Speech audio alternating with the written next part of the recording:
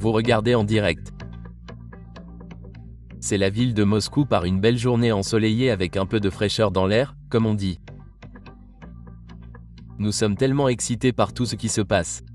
La plupart des Russes aussi. En fait, ils lisent les nouvelles.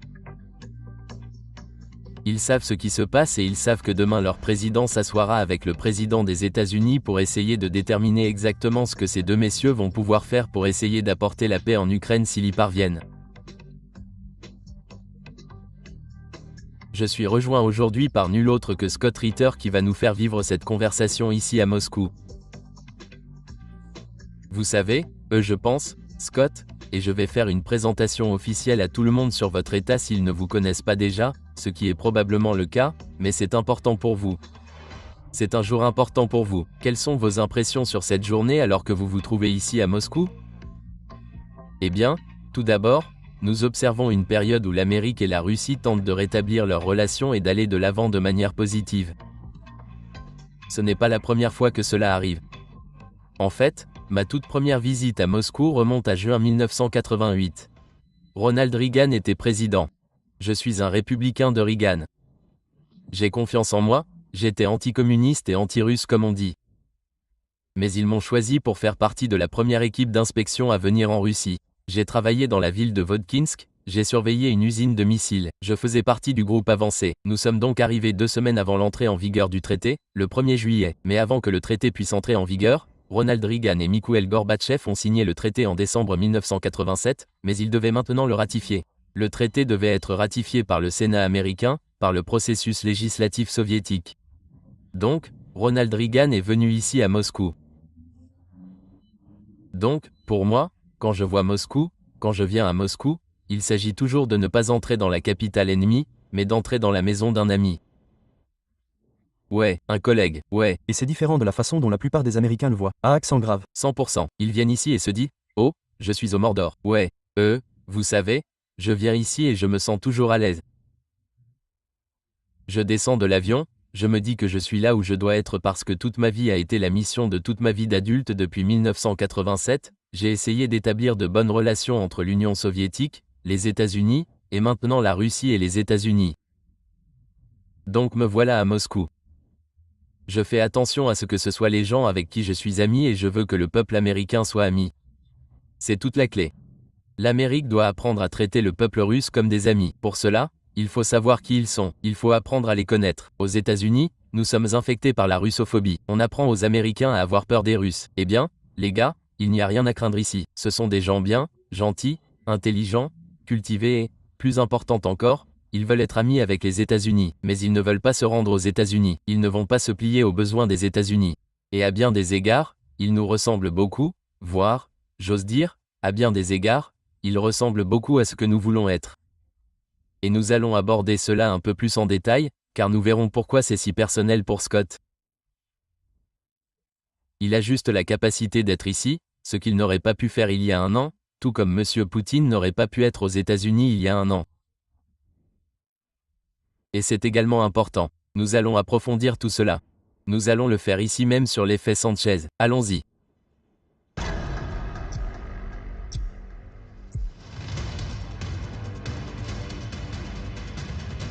Excusez-moi. Donc, vous devriez savoir maintenant que nous faisons cette présentation officielle de Scott Ritter qu'il est un marine et qu'il est également inspecteur en désarmement de l'ONU. Je pourrais probablement continuer encore longtemps sur toutes ces réalisations. Il est, pour ceux d'entre vous qui ne le savent pas, qui ne le suivent pas, il est devenu l'une des voix les plus respectées sur Internet sur tout ce qui touche à la géopolitique, mais surtout sur la situation avec l'Ukraine, les États-Unis et la Russie. Il est donc important pour nous de pouvoir nous asseoir et d'avoir cette discussion aujourd'hui sur l'effet Sanchez ici avec Scott. Et Scott, vous savez, l'une des choses sur lesquelles je voulais d'abord vous interroger était le fait que vous êtes ici en Russie. Je sais que de nombreuses organisations vous demandent probablement de venir prendre la parole. Une organisation vous a demandé de venir ici et d'en faire partie. Pouvez-vous nous en dire un peu plus à ce sujet? Mais plus important encore, ce que je viens de dire à mon public, c'est que vous n'auriez pas pu faire ça sous l'administration Biden. C'est exact. Et en plus, ça a été arrêté sous l'administration Biden. Écoutez, En 2022, à l'approche de l'opération militaire spéciale, les gens se sont à nouveau intéressés à la Russie. Et vous savez, je suis écrivain, je ne suis pas un podcasteur né, ce n'est pas mon truc. Mais j'ai fait quelques podcasts et ils ont été repris par le public russe. Et je parle de millions de vues. Ça a explosé. Et ça a amené le peuple russe à redécouvrir qui j'étais. Et j'imagine qu'il m'aimait bien. Et j'ai reçu une invitation d'un bon ami à moi ou d'un gars qui est devenu un bon ami à moi, totalement inconnu à l'époque, Alexander Zeranov, un homme d'affaires de Novosibirsk. Et il a dit, je vous invite en Russie. J'hésitais. Je veux dire, ouais, vous savez. Comme la plupart des Américains le seraient. Vous savez. Vous avez peur de ce que vous ne comprenez pas. Et j'avais étudié la Russie depuis l'époque de l'Union soviétique, mais ça fait 30 ans. Ouais, et maintenant je me dis, eh bien, est-ce que je vais en Russie? Mais j'y suis allé. C'était l'un des meilleurs voyages de ma vie. En mai 2023, j'étais là pendant les célébrations du 1er mai. Mais j'ai pu voyager en Russie, voir Nova, Sibir, Djert, Ekaterinbourg, Volgograd, Kazan, Saint-Pétersbourg, Grozny et Sébastopol. Et c'était une expérience tellement merveilleuse. C'était un voyage, comme je l'appelle, à la découverte de l'âme russe parce que si, vous, les Américains, avez du mal à comprendre cela, les Russes ont en fait une âme. Même les Russes ne peuvent pas vraiment définir ce que c'est, mais elle existe, elle est là. C'est ce qu'ils sont. Et j'ai senti que je devais essayer de comprendre cela. J'ai donc vécu ce merveilleux voyage. Alexander m'a invité à revenir en décembre 2023, jusqu'en janvier 2024, et j'ai fait ce voyage aussi. Une autre expérience fantastique. Je suis allé au DMBAS, j'ai vu le SMO. Comme ça a été le cas pour moi d'ailleurs. C'est juste époustouflant, je crois que c'est le terme russe. C'est hallucinant. Mais ensuite, ils ont dit, vous savez, Alexander a dit, il faut que tu reviennes, il faut qu'on fasse la grande tournée. Et donc, on se préparait pour la grande tournée. J'ai été invité à prendre la parole au Forum économique international de Saint-Pétersbourg. Et puis, il y a eu une tournée de 40 jours en Russie, dans 16 villes. On va faire des podcasts de chaque ville. Et quand je suis arrivé à l'aéroport, j'étais littéralement prêt à monter à bord de l'avion. Et il y avait 3 agents armés de la patrouille des douanes et des frontières. Et ils m'ont pris à part. Ils m'ont dit, donne-moi ton passeport. J'ai pris. Ça, c'est. Attends, quand tu es rentré aux États-Unis? Non, j'étais en route pour Saint-Pétersbourg. Oh, j'étais censé parler, n'est-ce pas? Ils ont pris mon passeport. Où étais-tu? Dans quelle ville étais-tu? J'étais à New York. À New York. Ouais. Donc, avant de monter dans un avion à New York, les douanes t'ont arrêté. Et ont pris mon passeport. J'ai demandé, sur l'autorité de qui? Ils ont répondu, sur ordre du département d'État. J'ai dit, montre-moi l'ordre. Ils ont dit, non. J'ai dit, donne-moi ton reçu pour mon passeport. Ils ont dit, non. Donc maintenant, je ne peux pas voyager. Ils ne m'ont pas fait payer. C'est dingue. Ils m'ont renvoyé chez moi. Donc, je ne le savais pas. Ils t'ont arrêté à l'aéroport. J'étais littéralement à 5 pas de monter dans l'avion. Waouh. Et pendant l'administration B, c'est... Exact. Ouais. 2 mois plus tard, le 7 août, et c'est un jour important parce que nous sommes là, nous sommes en août. 40 agents du FBI ont perquisitionné ma maison. Ils m'ont accusé d'être un agent russe. Moi, je travaille pour la Russie. J'adore la Russie. Les gars, je ne vais pas travailler pour vous. D'accord? Je travaille pour moi. Je travaille pour les États-Unis. Vous n'êtes pas un agent. Je suis un patriote américain. Je ne suis pas un agent. Je suis un journaliste. Mais nous pensons que c'est important pour de bonnes relations entre les deux. Et ce qui s'est passé, c'est que l'administration Biden a criminalisé la liberté d'expression. Ils m'ont empêché de voyager parce qu'ils ne voulaient pas que je prenne la parole au Forum économique international de Saint-Pétersbourg et ils ne voulaient pas que j'aie ces podcasts. Et maintenant, ils ont perquisitionné ma maison. Ils m'ont accusé d'être un agent de RT. Au même moment, ils ont perquisitionné ma maison, ils ont perquisitionné la maison d'un producteur de RT à Miami, et ils ont interrogé. D'ailleurs, la dernière fois que j'ai vérifié, RT n'emploie pas d'agent. Non, mais ils l'ont interrogé sur sa relation avec moi comme si elle me contrôlait. Ils ont fait taire Dimitri Sims qui était là. Quoi? Ils avaient criminalisé la liberté d'expression. Il n'y avait plus de liberté d'expression en Amérique. J'ai dit, de quoi suis-je coupable en parlant de vouloir des relations pacifiques? Ils ont dit, non, cela fait de vous un agent. Vous essayez de manipuler l'élection des États-Unis. J'ai dit, oh, vous ne l'êtes pas. Eh bien, j'ai dit, bien sûr que je le suis. Je suis un citoyen américain, n'est-ce pas? Chaque vote est une manipulation, bien sûr. Mon vote est pour quelqu'un contre quelqu'un d'autre. Mais aussi, à l'époque où je dirigeais la campagne, les candidats doivent gagner mon vote. Je ne donne pas mon vote. Ouais, et donc j'avais lancé un programme.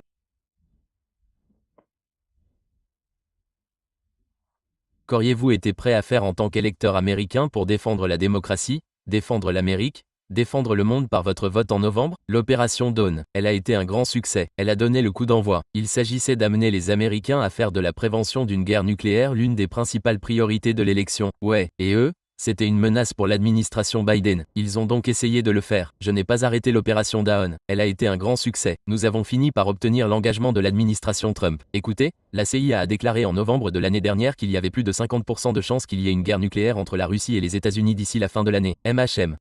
Les choses sont comme ça. J'ai parlé à des membres du Congrès et ils ont dit que l'administration Biden était prête à déclencher une guerre nucléaire avec la Russie. Ils avaient décidé que si c'était ce qui devait arriver, cela arriverait. Putain d'abruti. Comment? C'est idiot. C'est de la folie. Mais grâce à l'opération Dawn et à d'autres pressions, et j'en prends le mérite, nous avons obtenu que Donald Trump Jr. Et RFK Jr. écrivent un éditorial qui a été publié dans The Hill et qui disait que Trump s'efforcerait d'empêcher la guerre nucléaire, d'empêcher la Seconde Guerre mondiale et de promouvoir le contrôle des armements. Et puis, grâce à une intervention au Congrès, Je ne le savais pas, Scott. Bravo. Dans le cadre de l'opération Dawn. nous avons obtenu que Donald Trump s'engage en décembre à revenir sur la politique de Biden concernant l'utilisation des missiles TACOM. Donald Trump a fait une déclaration. J'ai dit qu'il était très important. Je pense que Trump doit faire une déclaration maintenant, afin que les Russes comprennent qu'il n'est pas nécessaire de déclencher une guerre nucléaire maintenant, car la Russie vient de publier une nouvelle doctrine nucléaire et Biden a fait une déclaration. Franchissez toutes les lignes rouges. Ouais. Et donc l'opération Aube a été un grand succès. Mais, j'étais toujours limité parce que je ne pouvais pas aller en Russie. Ouais, je me suis battu avec acharnement. J'ai finalement récupéré mon passeport. Je l'ai récupéré le jour de mon anniversaire, le 15 juillet. Et la première chose que j'ai faite, c'est d'appeler le National Unity Club et de leur dire « Que faites-vous en août ?»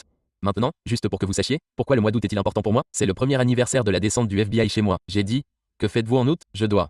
Ma première chose avec ce passeport, la première chose que je dois faire, c'est aller en Russie. Tant mieux pour vous. Je vais en Russie et je vais reprendre la diplomatie interpersonnelle. Et ils ont été formidables. Je veux dire, cette semaine, je suis épuisé, mais c'est une bonne fatigue parce que si vous voulez travailler pour la paix, autant que je vienne en Russie, je ne suis pas là en touriste. J'adorerais. Je suis là en tant que touriste, mais je suis là pour travailler. Je suis là pour promouvoir la paix. Ces gars-là en font un usage maximal. Nous avons un grand effet. Ce fut un voyage merveilleux. Mais ce que j'ai fait pendant ce voyage, c'est pour l'opération Aube. Et c'est le National Unity Club qui vous a demandé d'être là en ce moment. C'est exact. Mais juste pour que tout le monde le sache, j'ai payé mon billet. J'ai payé mon hôtel. J'ai payé tout ce voyage. Oui, il m'aide. On a besoin d'aide quand on est en Russie. Il m'aide à organiser des réunions et ça n'a pas de prix. On ne peut pas mettre de prix sur ce qu'ils font. Mais quiconque pense une seconde que les Russes m'ont fait venir ici en avion et m'ont hébergé et tout ça, alors je suis un outil de la Russie. Non, c'est un partenariat pour la paix. Et d'ailleurs, même s'il l'était, et alors? Oh, je sais. Mais le gouvernement américain a. Je comprends. Je voulais juste que notre public sache que c'est ça. Non, c'est déjà arrivé. Alexander Zeriana a payé mon vol pour venir ici la première fois, n'est-ce pas? C'est cool. Mais, l'opération Dawn, une des choses qu'on fait, c'est qu'on a créé ces pièces de défi, et on les a utilisées pour promouvoir le programme d'arrêt du travail nucléaire. Qu'est-ce que ça veut dire? Eh bien, je vous les donne. Tout d'abord, on doit se serrer la main. C'est une pièce de défi. Oh mon Dieu. Donc, on doit se serrer la main. Cela signifie que maintenant vous vous engagez à respecter la promesse de la pièce de défi. C'est-à-dire que si jamais je vous rencontre dans un bar, c'est un truc militaire. Si jamais je vous rencontre dans un bar, je n'irai pas dans les bars. Si, j'y vais. Vous avez de la chance parce que si je vous rencontre et que je pose ma pièce de défi sur la table, si vous n'avez pas la vôtre, vous m'offrez un verre. Oh mon Dieu. Mais si je pose ma pièce de défi sur la table et que vous la faites correspondre, je vous offre un verre. Voilà donc le défi. C'est tellement sympa. C'est une tradition militaire. Mais ça, c'est ça, est une pièce que nous avons fabriquée pour attirer l'attention sur l'opération Dawn. Et la raison pour laquelle je voulais l'apporter en Russie, dit, sauver la démocratie, sauver l'Amérique, sauver le monde par votre vote en novembre. Et puis au dos, il est écrit, dites non à la guerre nucléaire. Dites oui à la paix et dites non à la guerre nucléaire. Ouais, faites en sorte que votre vote compte. C'est magnifique, mec. Donc, je l'ai apporté ici parce que pendant que le gouvernement russe et américain, juste pour que vous sachiez l'importance de... il m'accuse de travailler avec les Russes pour manipuler les élections américaines. Ouais. Cette pièce représente une initiative américaine pour faire fonctionner la démocratie. Il est de notre devoir en tant que citoyens de décider ce que nous soutenons et ce que nous ne soutenons pas. C'était une initiative américaine, mais il est essentiel lorsque nous parlons de mettre fin à la guerre nucléaire que nous devions travailler avec les Russes. J'ai donc apporté cette pièce en Russie et je la donne aux gens en Russie juste pour dire encore une fois au gouvernement des États-Unis, si vous regardez, vous ne pouvez pas me faire taire, vous ne me ferez jamais taire. Je suis un citoyen américain, j'ai la liberté d'expression et j'ai choisi de venir ici. De mon plein gré, je veux promouvoir la paix entre les États-Unis et la Russie. Je ne sais pas, c'est pour ça que je suis là. Ouais, je sais, je vous respecte beaucoup pour ce que vous faites. Je veux dire, Il faut beaucoup de courage, tout d'abord, pour que vous soyez ici. Je veux dire, ça ne doit pas être facile pour vous, et ça ne doit pas être facile pour votre famille, mais c'est le travail le plus important. Nous écrivons l'histoire. Nous vivons à une époque historique. Je veux dire, quelqu'un doit dire ses vérités.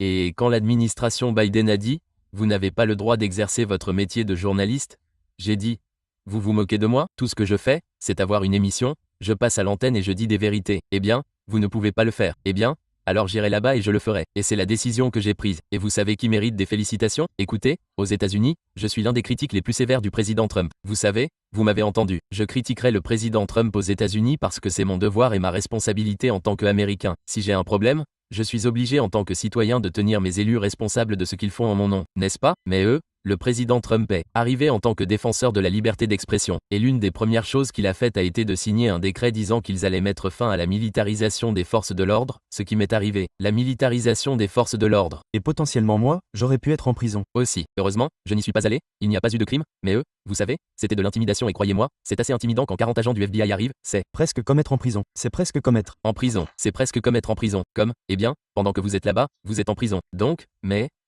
Donald Trump a signé ce décret, et, je suis là. J'ai confiance en moi. Quand je me préparais à monter dans l'avion à JFK, j'ai continué à chercher les douanes et les frontières, mais je suis monté dans l'avion. Je suis là. La liberté d'expression est à nouveau libre et Donald Trump mérite tout le crédit du monde pour. Vous savez, c'est drôle que vous disiez ça. Je ressens un peu la même chose. Vous savez, et merci de dire ça. Vous pensez que c'est courageux ce que j'ai fait. Ma famille aussi. Ou certains d'entre eux pensent que c'est fou. C'est encore plus courageux de porter ces chaussettes, mais ce n'est pas grave. Merci beaucoup. Au cas où vous ne les auriez pas vues, je pense que c'est branché et cool, mais je suis de Miami. Nous portons des chaussettes comme ça. Oui, vous le faites. C'est un militaire. Il ne comprend pas. Je n'aurais peut-être pas fait ça. Un choix différent si Biden était toujours en fonction ou si Kamala Harris était en fonction que la décision que j'ai prise lorsque Trump a été élu. Je vais être honnête avec vous, et je ne l'ai jamais dit à l'antenne, mais puisque nous parlons en amis, j'ai confiance en son administration, quelle qu'elle soit, et ces derniers temps, il a été très néoconservateur. Mais cela mis à part, j'ai toujours confiance en sa capacité à mener à bien une Amérique plus libre que celle que nous avons connue sous l'administration Biden. Nous n'avons pas eu d'Amérique libre sous l'administration Biden. Ouais, la liberté d'expression est la pierre angulaire de l'Amérique, le premier amendement. Sans cela, nous ne sommes pas américains. Et juste pour que les gens comprennent, la liberté d'expression n'est pas quelque chose que le gouvernement nous accorde. Notre constitution est claire, c'est un droit inaliénable, un droit donné par Dieu, oui, et que le peuple américain ne cautionnera pas la liberté d'expression du gouvernement. Le gouvernement n'a pas de voix, pas de mots à dire. Nous avons le droit de parler. C'est ce qui fait de nous des Américains, aussi imparfaits que nous soyons. Ouais, parfois, on vous dit, vous ne pouvez pas parler. Avoir trop de liberté d'expression, c'est votre problème, pas le mien. Mon problème, c'est qu'en tant qu'Américain, je dois avoir le droit de parler. C'est une liberté fondamentale. Et sous l'administration Biden, ils l'ont transformé en arme. Ils l'ont criminalisé. Ils l'ont supprimé. N'est-ce pas fou? Vous parlez des États-Unis d'Amérique, du premier amendement, bonjour, de la Déclaration des droits. Et au moins en ce qui concerne la droite, écoutez, j'ai des problèmes avec l'administration Trump à propos de Gaza et de ce qu'elle fait avec la Palestine. Et vous savez, encore une fois, je veux aborder le droit constitutionnel, mais les droits constitutionnels ne s'appliquent pas seulement aux citoyens américains, mais aussi aux non-citoyens américains lorsqu'ils se trouvent aux États-Unis d'Amérique. Donc la liberté d'expression s'applique à n'importe qui aux États-Unis. Vous devriez avoir le droit de dire ce que vous voulez, de ne pas commettre de crimes, de ne pas commettre d'actes, de ne pas conspirer contre le gouvernement, mais la liberté d'expression est libre. Et il supprime les droits à la liberté d'expression des non-citoyens américains. Et j'ai un problème avec ça parce que ça a un impact dissuasif sur la société. D'autres. Mais quand il s'agit de la Russie, qui est mon pays, ouais, l'administration l'a littéralement criminalisé. J'étais enquêté sur des crimes qui auraient pu me valoir jusqu'à 15 ans de prison. Et la façon dont fonctionne le système judiciaire américain, c'est que s'ils prennent la décision de poursuivre, vous êtes foutus. Non, aucun citoyen individuel, et certainement moi, n'a les ressources nécessaires pour engager l'équipe juridique qui peut naviguer au niveau fédéral. Vous savez, il y a une expression pour ça. Vous pouvez éviter le rap, mais vous ne pouvez pas éviter le trajet. Vous ne pouvez pas. Et vous savez, et ils vous détruiront. Mais vous savez, j'ai été clair. Je veux dire, le jour même où le FBI a fait une descente chez moi, vous l'avez peut-être vu. Je suis sorti dès que j'ai quitté ma maison et j'ai dit à la caméra, vous avez choisi le mauvais marine. Si vous pensez que je vais être intimidé, que vous allez rester silencieux, ça n'arrivera pas. Vous voulez une guerre? Nous avons une guerre. C'est une guerre pour la liberté d'expression. C'est une guerre fondamentale pour la défense des États-Unis d'Amérique. Et même l'administration Biden n'a pas réussi à faire éclater cette bulle. C'est un grand jour, mec, c'est votre justification. Je veux dire, après avoir traversé tout ça. Guillemets double. Ouais, et regardez ça. Regardez où vous en êtes. Eh bien, je pense qu'il y a des gens qui disent « Ouais, il est sur la place rouge. » Vous avez tout à fait raison, parce que c'est magnifique. C'est de l'histoire. C'est de l'histoire. C'est magnifique. Vous savez, j'ai marché à Washington DC. C'est important. Vous avez marché à Washington DC. Bien sûr, vous avez fait le voyage du mémorial d'Abraham Lincoln au Washington Memorial, puis au Jefferson Memorial. Nous avons vu la capitale américaine. Nous avons, vous savez, la Maison Blanche. C'est notre histoire et c'est magnifique. C'est l'histoire russe. C'est leur équivalent. Et ils ont tellement de raisons d'en être fiers. Et je déteste le répéter et je sais que pour ceux d'entre vous qui nous regardent, vous m'avez déjà entendu dire ça, mais c'est seulement parce que j'étais sidéré quand je suis arrivé ici. En apprenant à connaître Moscou au cours des 2 ou 3 derniers mois que j'y suis allé, j'ai découvert que c'était un endroit où il y avait très peu, voire pas du tout de criminalité, très peu, voire pas du tout. Sans-abrisme, peu ou pas de toxicomanie, peu ou pas de problèmes d'immigration, et l'un des endroits les plus unifiés où règne un véritable sentiment de fraternité que j'ai jamais connu de toute ma vie. Et je ne dis pas ça pour critiquer mon pays, car j'adore mon pays. Et en tant qu'immigrant dans mon pays, vous pouvez imaginer à quel point je dois être reconnaissant pour les opportunités qui m'ont été offertes. Mais ces choses que je viens de citer il y a peu, elles n'existent pas dans notre pays aujourd'hui. Elles n'existent pas, non, nous avons du travail à faire. Et ce sont des problèmes que nous devons résoudre. Et le truc, c'est que nous ne pouvons pas résoudre ces problèmes si nous détournons des milliers de milliards de dollars pour 300 milliards de dollars pour l'Ukraine. Eh bien, oublions l'Ukraine. L'Ukraine a perdu la guerre. Nous pouvons y arriver dans une minute, mais je ne veux pas dire oublier parce que tant de sacrifices ont été faits, etc. Mais c'est une question résolue. Ouais, peu importe ce que pense Donald Trump. Mais nous, vous savez, nous avons un nouveau problème. Début du traité qui expire le 4 février de l'année prochaine. Et si ce traité expire et n'est pas prolongé, nous nous retrouverons dans une nouvelle course aux armements. La Russie est en tête. Ils ont construit toutes ces nouvelles armes. Ornik et d'autres. Ryabkov vient de sortir et a dit « Oui, nous en avons d'autres dont nous ne vous avons pas parlé. » Ouais, ils ont le Sarma, ils ont la Vanguard, ils ont ce nouveau système Skyfall. Qu'avons-nous? Le vieux Minuteman III, le Trident vieillissant, et les bombardiers B-52. Plus de Patriots. Ouais, nous n'avons plus de Patriots. Mais le fait est que nous allons devoir dépenser des milliers de milliards de dollars pour être compétitifs. En plus de cela, Donald Trump parle de construire ce bouclier antimissile Golden Dome. Quelqu'un doit lui apprendre l'histoire du contrôle des armements. La défense antimissile ne fonctionne pas, ne fonctionnera jamais. C'est pourquoi nous avons signé le traité antimissile balistique de 1972 ici même. Richard Nixon brève, ils l'ont signé. Vous savez, Ray McGovern, notre bon ami, le CIS, Ray McGovern était ici en tant que membre de l'équipe de contrôle des armements de la CIA. Je ne le savais pas. Ouais, Ray était ici à Moscou pour écrire l'histoire. Mais le fait est que nous nous sommes retirés de ce traité, le traité INF dont je faisais partie, qui a éliminé les dangereux missiles à portée intermédiaire. Nous nous sommes retirés. Donald Trump s'est retiré de ce traité. Et maintenant, le dernier traité de contrôle des armements notable, New START, est sur le point d'expirer. C'est formidable. Si nous voulons nous occuper des sans-abri, des problèmes d'éducation, des infrastructures, imaginez si nous pouvions consacrer des milliers de milliards de dollars sur 10 ans à ces projets, quel grand pays seraient les États-Unis d'Amérique? Regardez. Quel monde plus sûr nous aurions? Nous l'aurions. Certainement. Je pense que nous sommes dans une période de transition. Je suis très optimiste pour l'Amérique. J'aime le peuple américain. Je suis le peuple américain. Je me réveille chaque matin en sachant ce que je suis capable de faire, quelles sont mes valeurs fondamentales, mes croyances fondamentales. Et je sais qu'il y a des centaines de millions d'Américains qui partagent ces valeurs. Et nous allons gagner. C'est un combat cependant, c'est un combat. Et si nous nous rendons la vie difficile en entretenant de mauvaises relations avec la Russie, nous nous rendons tout simplement impossible de tourner la page chez nous. C'est ça, pourquoi la paix avec la Russie est si importante. Et voilà où nous en sommes. Et maintenant, je vais vous donner un peu de mauvaises nouvelles. Alors que notre président s'assoit avec le président de la Russie demain en Alaska, voici le genre de questions qu'on lui pose lors de la conférence de presse. Hier, M. Trump répondait aux questions des journalistes au Kennedy Center. Et regardez l'une des premières questions qu'on lui a posées. Et regardez le ton sur lequel cette question est formulée. Prenez ceci si vous le pouvez, Jean. La Russie subira-t-elle des conséquences si Vladimir Poutine n'accepte pas d'arrêter la guerre après votre rencontre de vendredi? Oui, elle le fera. Ouais. Quelles seront les conséquences? Oui. Quelles seront les conséquences pour M. Poutine s'il n'accepte pas ce que vous lui dites de faire? Je veux dire, quel genre de question idiote est-ce de la part d'un journaliste?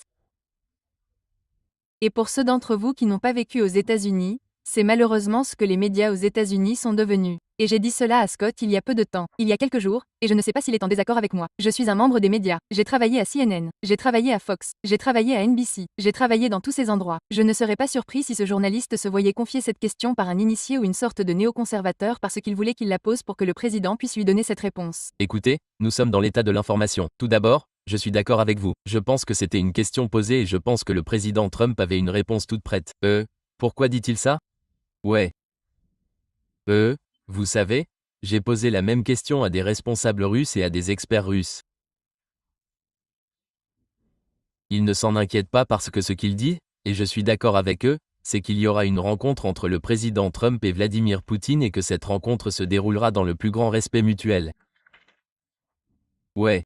Le président Trump sait qu'on ne peut pas intimider le président Poutine. Et en plus, c'est juste que si vous voulez que la réunion échoue, c'est comme ça que vous la faites échouer. Je crois que les Russes regardent cela et réalisent que Vladimir Poutine est président de la Russie depuis 25 ans. Ou président, premier ministre, mais un dirigeant depuis 25 ans, et le peuple russe sait qui il est. N'est-ce pas? Il vient d'avoir une élection en mars dernier, pas en mars dernier, mais en mars d'avant, qu'il a remporté avec une écrasante majorité. Il a le soutien du peuple russe, il a le soutien du gouvernement russe, il n'a pas besoin de regarder derrière lui. Ouais, il peut se concentrer sur l'avenir. Donald Trump, vous savez, la base MAGA veut la paix avec la Russie, mais la russophobie nous empêche de comprendre les complexités et les réalités de cela. Donc, ils pensent qu'ils veulent la paix, mais ils ne savent pas comment y parvenir. Et ils sont toujours vulnérables, vous savez? Oh, vous avez cédé à Poutine. Vous êtes une marionnette de Poutine. Vous êtes tout cela. Et donc, Trump doit faire attention à ses arrières. Il essaie d'aller de l'avant, mais il doit continuer à regarder par-dessus son épaule pour voir s'il est à profond. Les démocrates, les NE accent aigu aux conservateurs, tout le monde va le poursuivre et le démanteler. Il doit les retenir.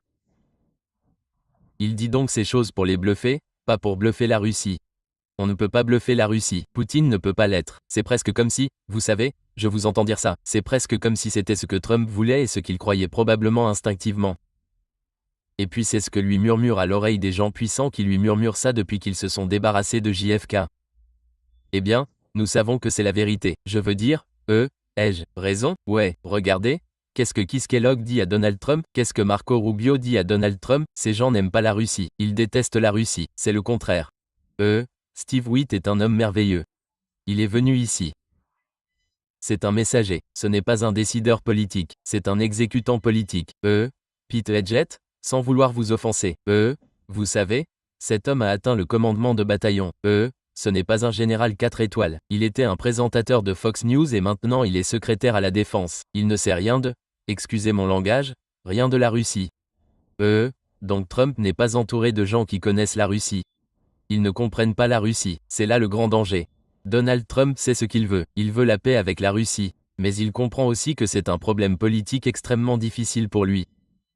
Et il doit donc dire beaucoup de choses pour éteindre les incendies avant. Eh bien, en voici la preuve. En fait, Scott, parce que nous avons une deuxième prise, je pense que nous avons compris. Maintenant, voici M. Trump qui dit juste après avoir dit qu'il y aurait des conséquences si M. Poutine n'était pas d'accord tout de suite, il revient et dit « Oh, non, non, non, non, on va se revoir. Tiens, écoutons. » Il y a de fortes chances que nous ayons une deuxième réunion qui sera plus productive que la première, car la première, c'est pour savoir où nous en sommes et ce que nous faisons.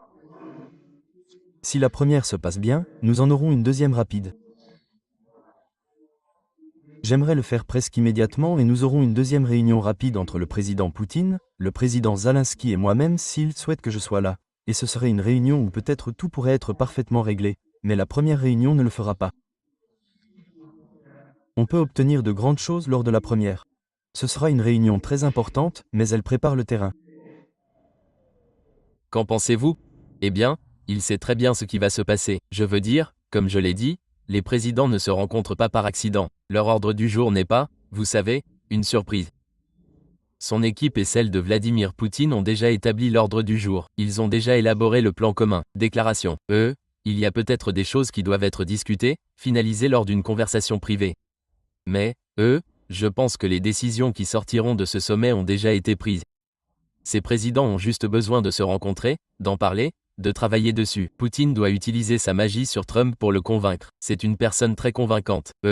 Trump sera, espérons-le, en mode écoute et tout ça. C'est un piège pour Zelensky. Et je pense que c'est pour ça que les Russes sont d'accord. Je ne peux pas parler au nom du gouvernement russe. Je ne sais pas. Mais, vous savez, si Zelensky ne joue pas le jeu, je veux dire que Vladimir Poutine a clairement indiqué quelles sont les conditions russes et il est clair que Zelensky ne les acceptera jamais. Donc, tant que Vladimir Poutine peut dire « La Russie est prête à faire ceci, cela, cela, cela et cela pour l'entraîner dans la guerre, mais l'Ukraine doit d'abord se retirer de la totalité des territoires ou autres. » Et Trump dit D'accord, maintenant, Trump appelle Zelensky et lui dit « Je suis prêt pour la réunion, bébé, je suis prêt pour la réunion. Poutine veut la réunion, tu dois venir. » Et Zelensky va dire « Non, ouais, maintenant, qui va en subir les conséquences ?» Trump a dit qu'il y aurait des conséquences. Ce n'est pas Vladimir Poutine qui va en subir les conséquences, ce sera Zelensky. Zelensky dit déjà non. En fait, il dit ici que ces gens souffrent. Regardez derrière nous, n'est-ce pas? Regardez-le. Souffrent-ils? Ont-ils l'air de souffrir? Voici un extrait sonore de Zelensky disant que les sanctions détruisent la Russie. Regardez, nous y sommes. Je vous le dis, la Russie n'est pas détruite, d'accord? Le peuple russe n'est pas détruit. Son économie pourrait être meilleure, mais elle ne traverse pas une période de suffrage. Et il dit aussi, ce qui est assez intéressant, et j'ai trouvé cela intéressant, que Vladimir Poutine veut prendre le contrôle de toute l'Ukraine, ce qui est un autre mensonge, je pense. Écoutez par vous-même. Il a dit au président Trump et à tous nos alliés européens que Poutine est en train de détruire la Russie.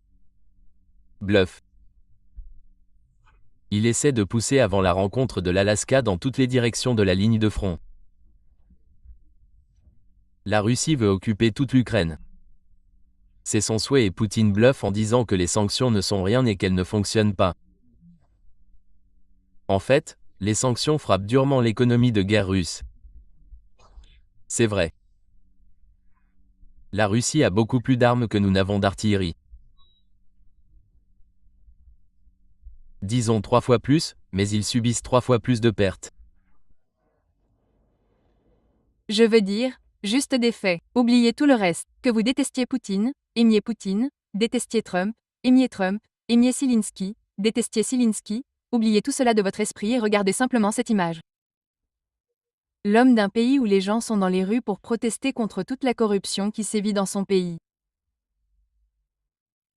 L'homme d'un pays où les gens sont arrachés dans les rues parce qu'ils ne veulent vraiment pas se battre. L'homme d'un pays où les sondages montrent que 60% des gens ne l'aiment pas et veulent que la guerre cesse, critique un pays où tout le monde est fasciné. De ces choses sont l'inverse. Zelensky. Je ne dis pas ça pour rien mec, mais ce sont les faits en ce moment. Je crois que c'était dans un épisode de Seinfeld où tout était à l'opposé. Très bien. Donc, Zelensky vit dans le monde opposé, ce qui signifie que quoi qu'il dise, c'est l'exact opposé qui est vrai. Vous savez, il a toujours été un outil de l'Occident. Vous savez, depuis le tout début, tout le chemin que Zelensky a pris au pouvoir, était littéralement un outil du MI6, vous savez, travaillant de mèche avec Kolamovski et les oligarques ukrainiens et tout ça. Je veux dire, ils ont créé une émission de télévision, Serviteur du peuple, où ils jouaient un homme simple en tant que président pour implanter dans l'esprit du peuple ukrainien la possibilité qu'il soit président. Waouh! Et puis, réfléchissez-y. Point. Et c'est devenu une réalité. C'est devenu une réalité. Il a fait campagne sur un programme de paix, mais dès qu'il est devenu président, il a fait la promotion de la guerre parce que c'était ce que son western voulait dire. Les maîtres lui ont dit de faire. Zelensky lit un script. Les Britanniques écrivent le script. Les Britanniques sont malheureusement parmi les pires ennemis de la Russie qu'on puisse imaginer. Ouais, ils poussent à la guerre. Mais le plus triste, c'est que les Britanniques ne sont pas ceux qui meurent. Ce sont les Ukrainiens qui meurent. Ils se sont laissés devenir un mandataire, un outil d'une nation, la Grande-Bretagne, et des alliés en Europe, malheureusement, précédemment soutenus par les États-Unis qui cherchaient à utiliser l'Ukraine comme un outil pour vaincre stratégiquement la Russie. Les sanctions étaient censées étrangler l'économie. Cela n'a pas fonctionné en étranglant l'économie. Ces gens ici, au lieu de marcher dans ces rues en paix, étaient censés se rassembler dans un moment comme le Maïdan. Ils appellent ça le Maïdan de Moscou. Ils sont censés se rassembler ici pour faire tomber le gouvernement de Vladimir Poutine, ce qui était tout. Nous détestons Poutine parce qu'il a reconstruit la Russie. Ouais, nous détestons Poutine parce que la Russie se tient désormais debout. Nous détestons Poutine parce que les Russes aiment être Russes aujourd'hui. Ils s'aiment. Ils aiment qui ils sont. C'est un peuple fier. Ce que nous voulons, c'est que la Russie revienne à l'époque des années 1990. Boris Yeltsin contrôlé par Bill Clinton, la Russie totalement contrôlée et utilisée par les États-Unis, qui nous sont soumis. Les Russes ne plieront plus jamais le genou devant l'Occident.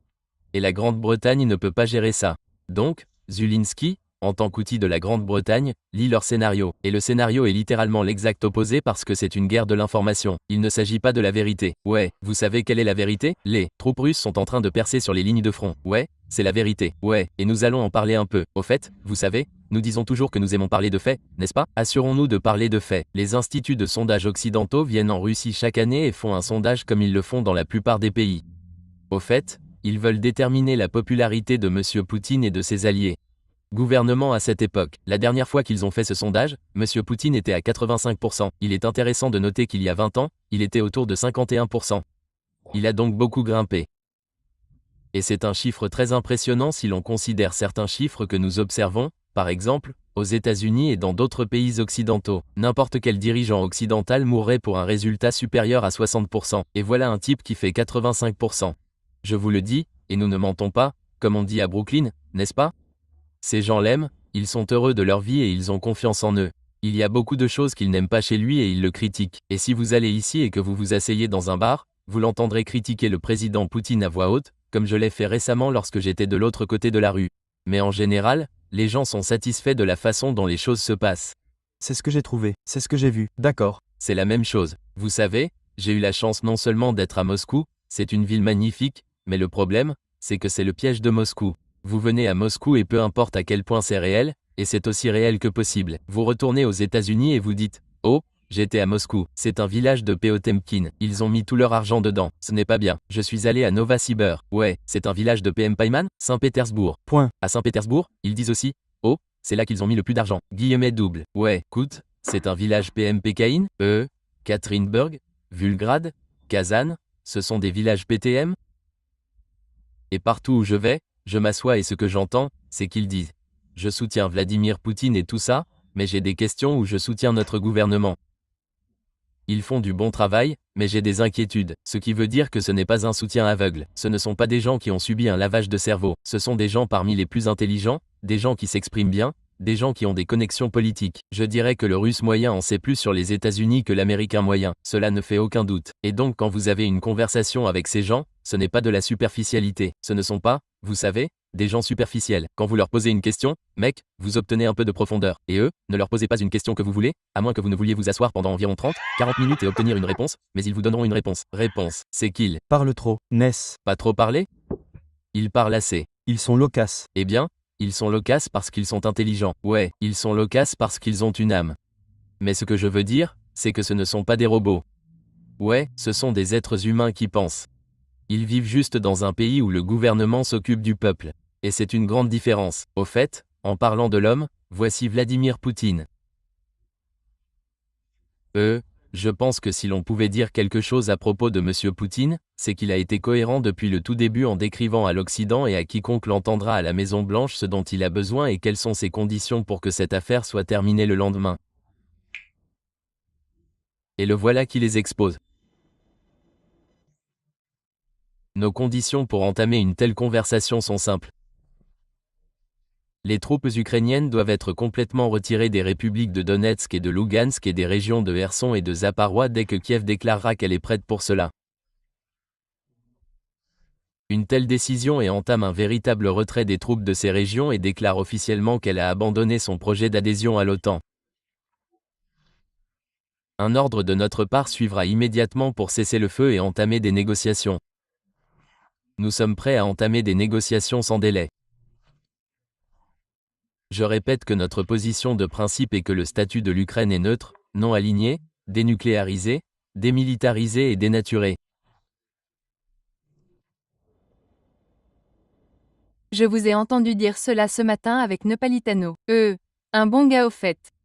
Ce que je viens d'entendre, c'est fondamentalement deux conditions.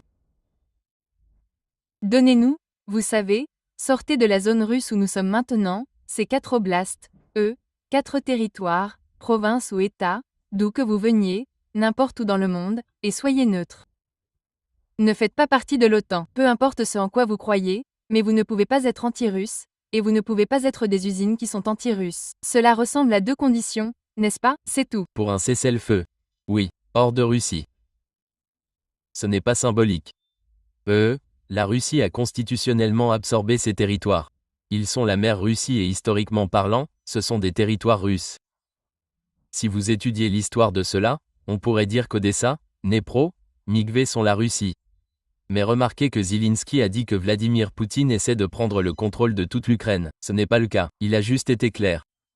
Et je veux aussi rappeler aux gens que la Russie n'a pas commencé cette guerre pour prendre le contrôle de Zaparizhia et qu'elle n'a même pas commencé cette guerre pour absorber Donetsk et Lugansk.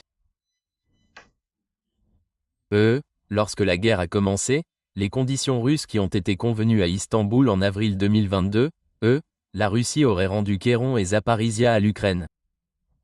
C'était simplement une opération militaire pour créer un pont terrestre. Mais la Russie allait le rendre et le DMBBAS n'allait pas être absorbé. La Russie a dit qu'elle devait être indépendante et qu'elle devait être autorisée à prendre ses propres décisions. C'était le cas. Ce n'est que lorsque les États-Unis ont injecté 48 milliards de dollars, reconstruit l'armée ukrainienne et les a envoyés à l'offensive que la Russie a dit « D'accord, maintenant que vous avez pris cette décision, maintenant nous allons prendre le Dôme. Nous avons organisé un référendum. Les gens ont décidé qu'ils voulaient rejoindre la Russie constitutionnellement. Ils sont devenus la Russie. Donc ces territoires sont russes. Ce n'est pas symbolique. Ce n'est pas un gadget. Ce n'est pas une ruse. Quand Vladimir Poutine dit que vous devez quitter ce territoire, c'est la même chose que quand il dit que vous devez quitter Lugansk et Donetsk, c'est la même chose que de dire que s'il y a des Ukrainiens à Moscou, vous devez quitter Moscou.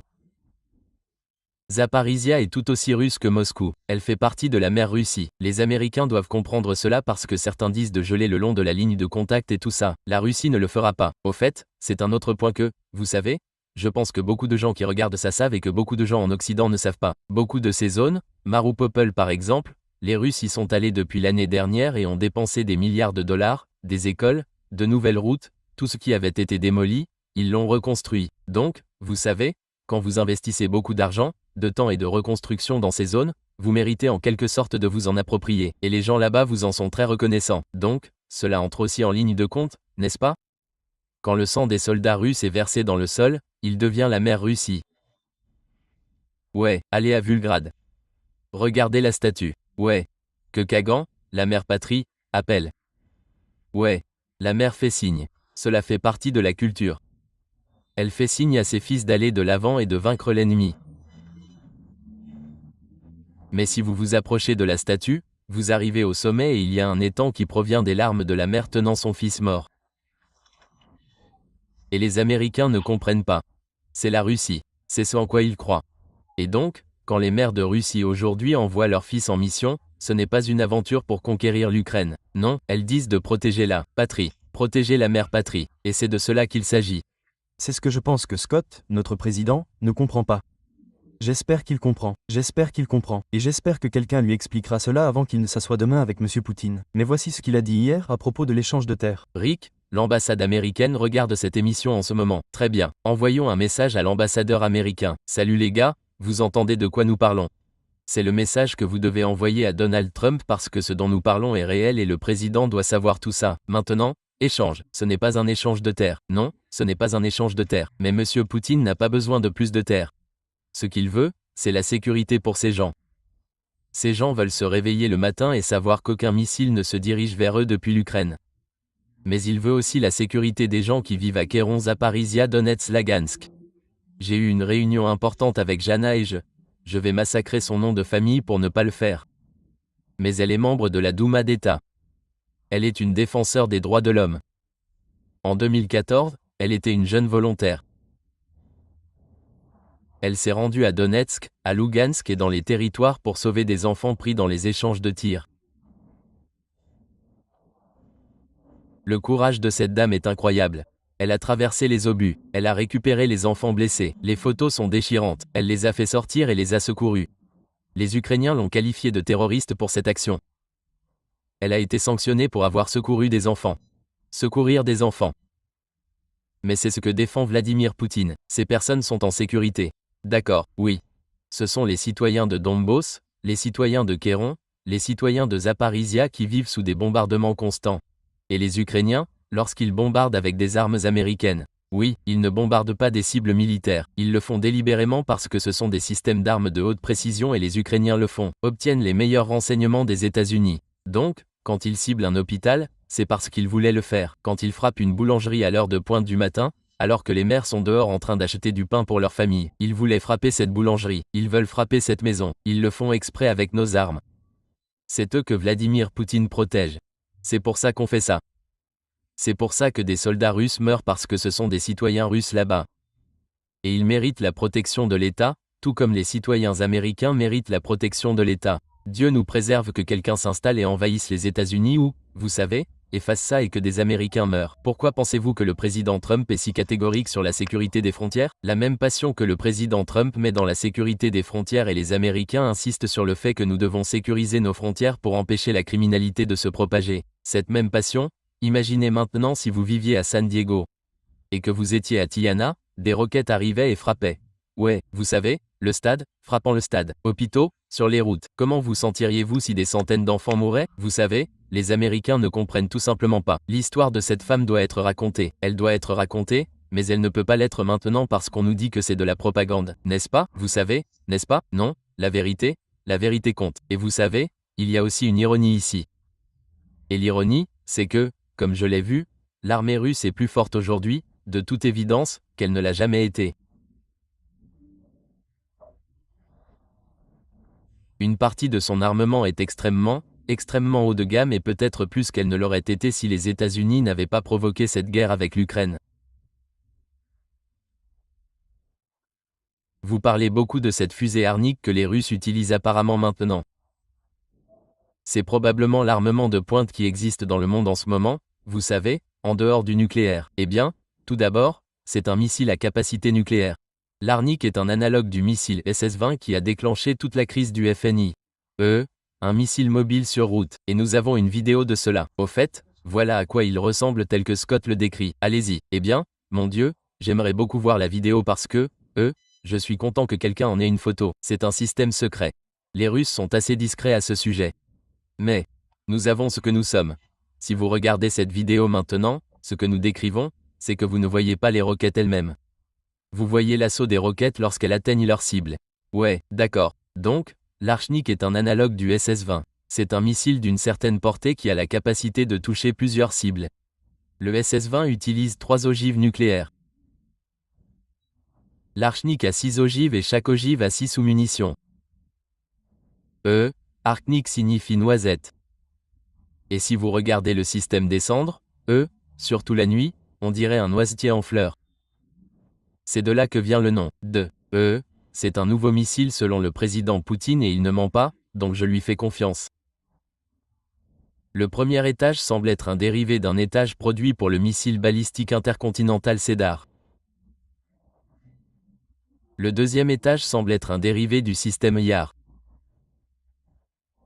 Le véhicule post-propulseur et les ogives, le bus semble être une version du système Y avancé modifié pour cela. Mais c'est un tout nouveau missile à portée intermédiaire. Cela signifie qu'il pourrait parcourir, vous savez, 5000 km. Il peut frapper n'importe où en Europe. Alors, quel est son facteur de différenciation? Ça change la donne, ça ne peut pas être. Avons-nous quelque chose comme ça aux États-Unis? Non, il ne peut pas être abattu. Et ça donne aux Russes des options d'escalade parce que le SS-20 n'était que nucléaire. Avec l'ARRIC, les Russes peuvent choisir d'utiliser une frappe conventionnelle. Donc, disons que les Allemands sont assez stupides pour donner aux Ukrainiens une frappe. Les missiles Taurus et les Ukrainiens sont assez stupides pour en tirer un sur Moscou. Vous savez, cela donnerait aux Russes le droit d'utiliser des armes nucléaires, mais ils ne le feront pas. Ils sont intelligents, je crois. Mais l'Archnik pourrait maintenant détruire l'usine de production de Düsseldorf où le Taurus est construit en utilisant la guerre conventionnelle en Allemagne. Et les Allemands ne pourraient rien faire. L'OTAN ne pourrait rien faire. Il n'y a pas de... Et c'est ce que les Russes ont dit. Je crois que Dmitri Midu a fait cette déclaration dans un tweet. Toutes les belles cathédrales de toutes les belles villes européennes seront désormais en ruine parce que si vous voulez nous faire la guerre, ce missile peut tout frapper et tout détruire. Il est en production en série. Vous savez où il le produit? Vakint, l'endroit où je travaillais. Waouh, donc l'arrestation est un gros problème. Mais vous savez, ça change la donne. Vous savez ce qui change vraiment la donne? Les drones. Vous me l'avez dit, vous vous en souvenez? Vous étiez dans mon podcast quand j'étais à Miami, et vous m'avez parlé du développement des drones, et pas seulement de leur développement, mais de la manière dont ils se sont développés pendant la guerre, qui est si sophistiquée aujourd'hui qu'il faut être dans l'une de ces guerres pour pouvoir comprendre comment ils fonctionnent. J'ai eu l'honneur et le privilège de parler à Abdi Aladin, le célèbre commandant tchétchène, le commandant russe des forces spéciales tchétchènes Armad, un guerrier, je veux dire un héros de la Russie. J'ai pu lui parler pendant cette visite et j'ai discuté de la guerre des drones avec lui.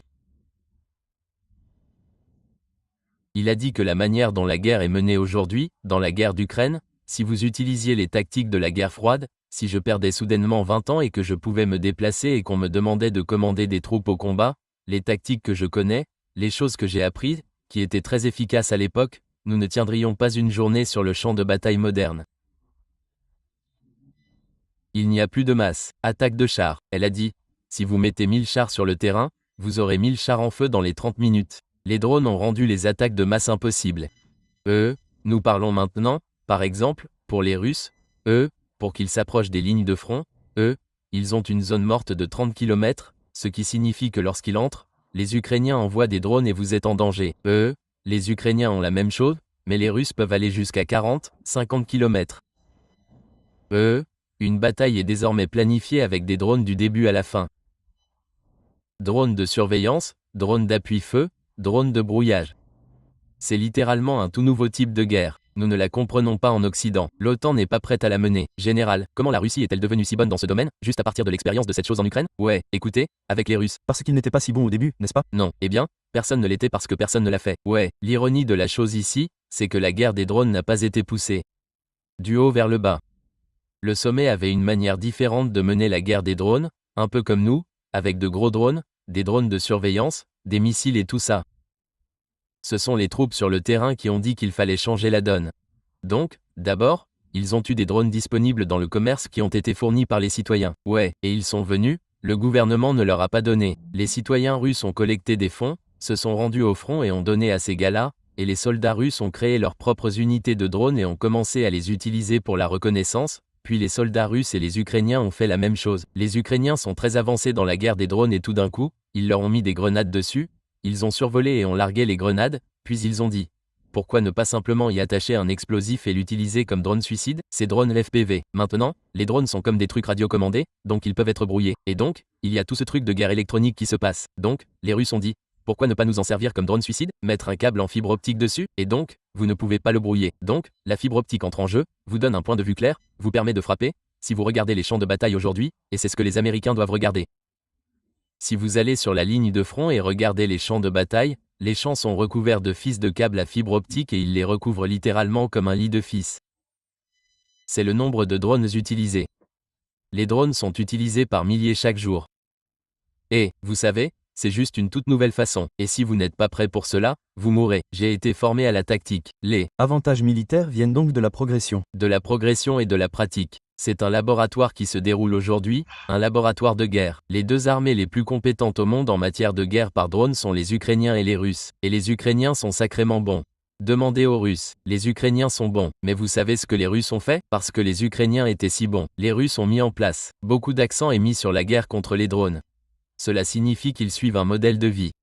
Vous savez comment les équipes de drones ukrainiennes sortent? Quel genre de véhicules elles utilisent? Elles ont leur système de surveillance et dès qu'elles le détectent, l'Iskander ou un Fab 300 les frappe. Le travail le plus dangereux dans l'armée ukrainienne aujourd'hui n'est pas celui de fantassins de première ligne, c'est celui d'opérateurs de drones. Si vous utilisez un drone contre les Russes, ils vont vous traquer et vous tuer. C'est pourquoi les Russes ont autant de succès. Nous arrivons donc aux 2 dernières minutes de cette interview. Et au fait, je pourrais continuer indéfiniment avec vous parce que vous êtes si compétent, Scott, et j'apprécie vraiment que vous soyez là. C'est vraiment important. J'apprécie vraiment que vous m'ayez invité. Merci. Merci. Et quel magnifique arrière-plan. Et la vue. Ouais, c'est mon appartement. Non, ce n'est pas le cas. Parlons de l'effort de guerre réel. Picross, les Russes sont déjà là. Là, s'ils ne sont pas là, ils frappent à la porte. On dirait que ça va se terminer d'un moment à l'autre, si ce n'est pas déjà fait. On dirait qu'après ça, les Russes vont probablement prendre la plupart de ces lignes d'approvisionnement et la majeure partie de cette zone. Comment évaluez-vous la situation actuelle des deux côtés? Je veux dire, pour la Russie, c'est une guerre d'usure. Il a été difficile pour nous, en Occident, de comprendre cela. Tout d'abord, nous ne comprenons pas la guerre. Je viens de décrire une guerre de drones que personne en Occident ne comprend. Donc, nous nous attendons à un certain rythme d'opération et tout ça. Ce n'est pas comme ça que ça marche. C'est un rythme plus lent. De plus, les Russes ne sont pas dans le domaine du sacrifice d'hommes. Ce n'est pas le hachoir à viande ordinaire de la Seconde Guerre mondiale où les Russes ont perdu 2 millions d'hommes pour maintenir les Allemands en place. Donald Trump, son fantasme sur le nombre de Russes morts n'est que ce fantasme. Les Russes sont-ils en train de mourir? Vous avez tout à fait raison. C'est la guerre. C'est un conflit de haute intensité. C'est une guerre meurtrière. Mais ils ne meurent pas en si grand nombre, et ils sont loin d'être aussi nombreux que les Ukrainiens. Les Russes doivent avancer, mais ils le font de manière méthodique, mesurée. Et le truc, c'est que lorsque les Russes atteignent un mur de briques, ce ne sont pas des marines. Que font les marines? Nous baissons la tête et essayons de percer le mur de briques. C'est ce que nous faisons de mieux. Les Russes disent « Ok ». Reculez et essayez de les déborder. Venez de différentes directions. Ils se concentrent sur les lignes d'approvisionnement, étouffant les Ukrainiens pour qu'ils se retirent. Et maintenant, à cause de la guerre des drones, une fois que vous quittez votre position préparée, vous êtes exposés et vous êtes touchés alors qu'ils essaient de les reconstituer. Ils sont touchés. Les Russes dominent ce champ de bataille. Et en ce moment, les Ukrainiens sont à court de main-d'œuvre. Vous savez, ils étaient capables de combler une brèche ici. Ils avaient une réserve stratégique. Ils sont allés à Koursk, ont perdu près de 80 000 hommes. C'était leur réserve stratégique. Il ne leur en reste plus. Maintenant, pour combler une brèche, ils doivent déshabiller Pierre pour habiller Paul. Ils vont retirer une brigade d'ici et la mettre là. Mais dès qu'ils retirent la brigade, les Russes attaquent ici. Et puis ils avancent et ils doivent faire venir une brigade ici et les Russes dominent toute la ligne de contact. Et en ce moment, les Ukrainiens ne font que saigner des troupes, saigner du matériel. Nous sommes au bord de l'effondrement total. Voici ma prédiction. Prenez un instantané de la situation. Champ de bataille aujourd'hui. D'accord? Prenez un instantané du champ de bataille dans un mois. Je parie qu'ils ne sont même pas prêts d'avancer, ce qui est le meilleur outil de négociation dont dispose Vladimir Poutine, car il a la réalité du champ de bataille. Chaque jour, les Russes avancent. Chaque jour, Donald Trump est informé de l'inévitabilité de la victoire russe. Donald Trump sait maintenant que s'ils veulent la paix, les Ukrainiens doivent céder aux exigences russes et donner aux Russes leur mère la Russie. Parce que s'ils ne le font pas, cette machine de guerre que les Russes ont, ils sont déjà à Nepetrovsk. Attendez qu'ils prennent le contrôle, et qu'ils entrent dans Kherson, ils commencent à avancer vers Mycholia, puis ils contournent Odessa. Alors qu'ils avancent plus loin dans Sunit, pensez-vous qu'ils le feront? Je veux dire, si les Ukrainiens ne se rendent pas, la Russie ne cédera jamais l'avantage. Cet avantage qu'ils ont en ce moment est dû à la guerre d'usure. Il a été gagné par le sang de dizaines de milliers de soldats russes qui ont sacrifié leur vie pour que cela se produise. La Russie pourrait se trouver dans cette situation. Pensez-vous vraiment que les dirigeants russes, après tant de sacrifices, vont céder? C'est pour cela qu'ils disent qu'il ne peut y avoir de cessez-le-feu tant que certaines conditions ne sont pas remplies. Et si ces conditions ne sont pas remplies, tant pis, c'est la défaite de l'Ukraine. Donc, ce que vous dites en gros, c'est que c'est à Donald Trump de trouver un moyen de sauver l'Ukraine. Il ne s'agit pas de la Russie, il s'agit de sauver l'Ukraine. S'ils n'y parviennent pas, je veux dire, Vladimir Poutine a semblé dire, je l'ai entendu dire il y a quelque temps, faites ceci et nous arrêterons. Je pense que Nous aurons un cessez-le-feu le lendemain. Vladimir Poutine, encore une fois, c'est le président russe. Je ne peux pas parler en son nom, mais je suppose qu'il va donner à Donald Trump la vérité sur le terrain et il va dire, écoutez, monsieur le président, c'est la réalité. Je ne sais pas ce que vos gens vous disent. Cette histoire de 20 000 morts est tout simplement dingue. La réalité, c'est que nous gagnons de manière décisive. Chaque jour, nos avantages augmentent. Je suis prêt à poursuivre cette guerre aussi longtemps que nécessaire si nos conditions ne sont pas remplies. J'aimerais que cette guerre prenne fin. Je sais que vous voulez qu'elle prenne fin. D'accord? Mais vous devez respecter la réalité russe. C'est la mère Russie. Nous ne nous arrêterons pas tant que nous n'aurons pas obtenu cela. Et s'ils ne le permettent pas et que nous devons continuer à nous battre, alors nous le ferons. Eh bien, c'est Scott Ritter. Il est honnête, il est sérieux. Et c'est un plaisir de l'avoir ici et un honneur de l'avoir ici. Je suis Rick Sanchez, et je tiens à vous remercier beaucoup d'être là. Nous vous attendrons à nouveau ici très bientôt. N'oubliez pas de me suivre sur Journalistically Speaking. Certains des moments forts de tout cela pourraient y apparaître. En fait, je sais qu'ils le feront. Nous vous attendrons la prochaine fois. Bonne nuit de Moscou.